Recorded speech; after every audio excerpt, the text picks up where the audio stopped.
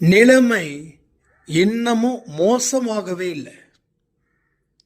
இன்னமும் ஆபத்தான இடத்துக்கு நீங்க போகல.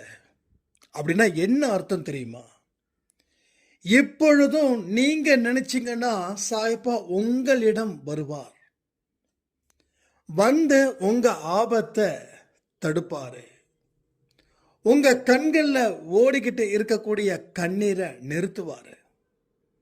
அந்த புரிதல் இப்ப வரலன்னா அப்போ ஆபத்தை நோக்கி போற பயணத்தை யாராலையும் தடுக்க முடியாம போயிடும். ஸோ எந்த விஷயத்தையும் சரி, கொஞ்சமாவது நம்பிக்கையோட ஆரம்பிங்க. ஆரம்பிச்சதை எந்த காரணத்தை கொண்டும் நிறுத்தாதீங்க. தொடர்ந்து முயற்சிகள் செய்ய செய்யதான் வாழ்க்கையில் எல்லாமே நல்லது உங்களுக்கு கிடைக்கும்.